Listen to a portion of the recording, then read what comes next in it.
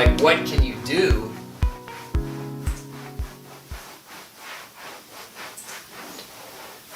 to overcome it? What can you do to stimulate mechanical? What can you do here? So number one, we said it before, you can chew your food better. Number two, you make sure you take care of your teeth. You take care of your teeth, make sure they're not, because some people get sensitive teeth and then they won't chew, or they'll chew only on one side and they'll create abnormalities and pain when they're trying to chew. There are a couple of disorders like temporomandibular joint disorder, which creates chewing problems. So the mechanical aspect needs to be maintained. Now, your one element that you control over the mechanical aspect is number one, what you eat that's hard to digest, but number two, how long and how well you chew it. Now, some people say you need to chew everything 100 times. Some people say you need to chew everything 60 times. I don't think there's a magic number. I think anybody who gives you a number, really, they're just trying to give you a guide more than anything else, and there's nothing wrong with having a guide, but you want to chew your food until it's relatively a paste in your mouth before you swallow it. You're not trying to chew, 1, 2, and then swallow, and then let the rest of the work have to happen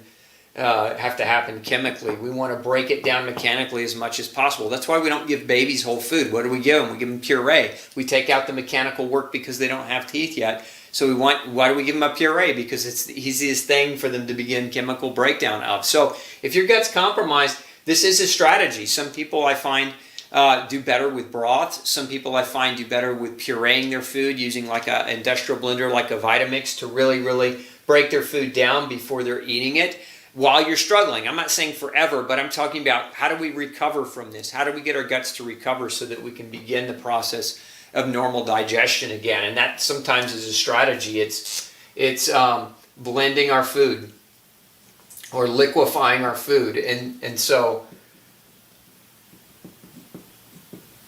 one of the other things that's important here under this mechanical aspect, so if we're blending, if we're liquefying our food, if we're chewing our food thoroughly, we're going to be doing the best that we can do, at least to minimize it. But there's one more thing you can do, and that is, it's taking away the stress of the mechanical, and that's through fasting.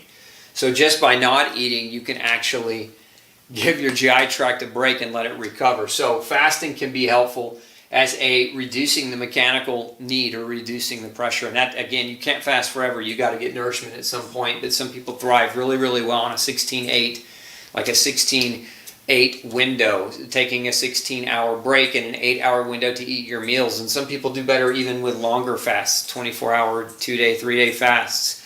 So these are just strategies that might help you if this is something that you've constantly struggled with that's a problem. Now, some other strategies from a chemical perspective.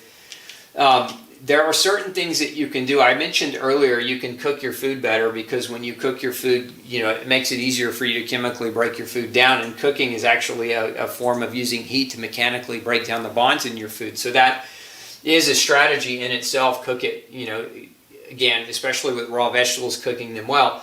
But the enzymes, oftentimes, when somebody has had years of damage, again, going back to this, it doesn't even necessarily have to be gluten-induced damage. It could be medication-induced damage, where you've got years of this issue. You might be compromised in these areas. So one strategy is to supplement, and there are different things that you can supplement with. You can take, for example, one of the things I like is a full-spectrum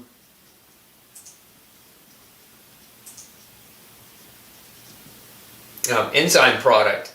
There are a couple that I've formulated. One's called Ultra Digest and the other's called Gluten Shield. Gluten Shield is a full spectrum digestive product.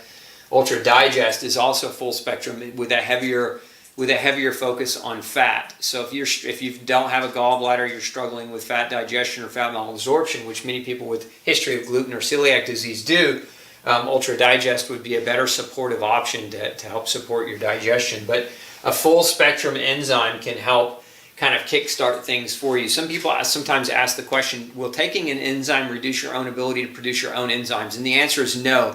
Taking a supplemental enzyme does not slow down your body's production of enzymes. Many of your foods contain enzymes, and when you eat them when they're in season and when they're ripe, especially like your fruits, for example, like a ripe peach almost dissolves in your mouth because it has its own enzymes.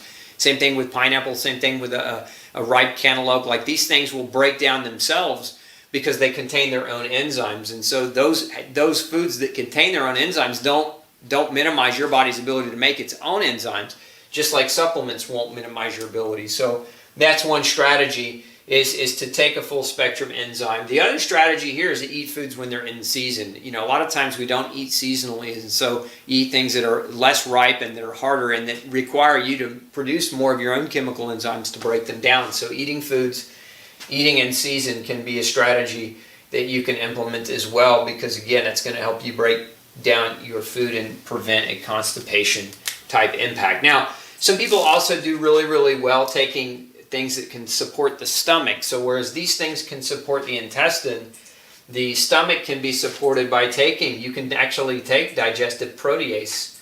There are a number of different products on the market that contain protease. You can take an HCl, a hydrochloric acid. We do something called ultra acid.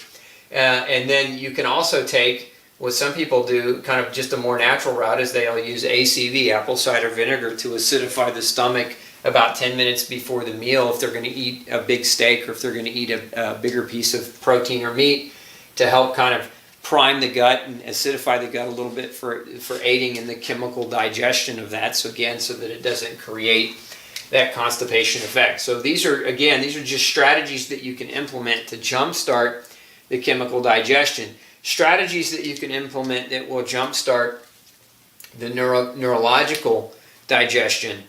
Probably arguably the best strategy here is breathing and doing deep breathing before you eat. Some people pray before their meals, and I would encourage you to do deep breathing when you're doing that, because what that does is it stimulates the vagus nerve, and that's what we want. We want to stimulate that vagus nerve because that's what stimulates digestion. So we want to stimulate digestion. We can do that with deep breathing. We can also do that by sitting down and being calm. Well, what does that really look like? Well, if you've got a TV blaring in the background and it's the news and it's really stressful, or if you're reading something that's really stressful like the newspaper, or if you're having an argument, like, these are not the best times to try to eat. So neurologically speaking, that's going to shut down your GI tract. So we want to do things and this is maybe different for different people, but do things that help you calm down before the meal. You know, this is not the time where you want to go run, do heavy exercise, and then plow through, a 2-course meal. You want to make sure that your body's primed for this neurologically to happen effectively. And then from a microbiome perspective, the last thing on the list here is obviously we want to eat fermented foods. And so if we're talking about strategies, eat fermented food. Cabbage, fermented carrot, fermented cauliflower, fermented pickle. Those are all options that are very, very common in the U.S. Fermented foods are very, very beneficial in this regard. What I would encourage people away from is eating foods that are fermented using genetically modified sugar. That's not good for you. And a lot of your kombucha teas and other things that have kind of a connotation of health can actually be detrimental because the way they're fermenting them is with a GMO sugar. We don't want that. So we want healthy fermented foods, and it's real easy to make them at home. You can do that at home, or you can also buy them. Just make sure you're looking for organic as well. So fermented foods is a good option to improve your microbiome, making sure that you get plenty of fiber in the diet. And you'll hear different recommendations for fiber, and I would say that the average person needs 35 to 40 grams at least of fiber a day. But if you're used to 10 grams a day and you jump from 10 to 35, you might feel worse before you feel better. And if you're one of those people that are FODMAP sensitive, this may be not necessarily the best idea for you in taking in a bunch of fibers very, very quickly, because it could create the opposite. It could create a scenario where it actually creates constipation instead of helping you. So FODMAPs are fiber-containing foods that also contain basically sugar compounds that can be very, very challenging to chemically break down. And when that happens, they can create a lot of gas and bloating and constipation. So if you're on a FODMAP diet, watch the fibers that you're eating and try to make sure that there are low FODMAP-based fibers so that you don't create the opposite effect of what you're trying to achieve. So again, Some people will supplement with, with the microbiome. So like a good probiotic. So if you don't eat fermented foods, you can supplement with probiotics. Probiotics are a great tool, or a great way to get that if you're not eating fermented foods. But of course, is it better to eat real food? Yes, it is. But sometimes people do require probiotics. There are certain times when, especially, like, I'll give you an example. In our office, in my practice, we test people's microbiomes all the time and find that certain levels of different types of probiotics are low. And no matter what they do here with fermented foods, until we get high enough doses of those ones we're really low in and get them repopulated, it can be a very, very challenging road back from that constipation. So these are all things that can create constipation. These are some of the strategies around that. And aside from giving you just the basic of drink more water and eat more fiber, you certainly want to understand these elements and apply these things. Now, many of you might also be applying gastric irritants, where you take a substance like a plant-based substance like senna, for example, and what you're doing is you're irritating your bowel and it's pushing it through. Some people do the same thing with caffeine. Caffeine works as an irritant, and it can irritate the bowel, and it can, for many people, create a bowel movement in the morning. I would say if you're that person, that's dependent on that caffeine-based beverage, on that coffee or tea in the morning to have a bowel movement, try warm water with lemon, fresh squeezed lemon in it. For many people, that does the trick just as well. If you're trying to avoid, remember, caffeine can be a gastric irritant. So if we're trying to overcome an irritated colon, a constipated colon, then sometimes getting rid of the things that actually we're using to help us stimulate a movement and replacing them with something that won't be an irritant can also be part of the solution. So very, very important.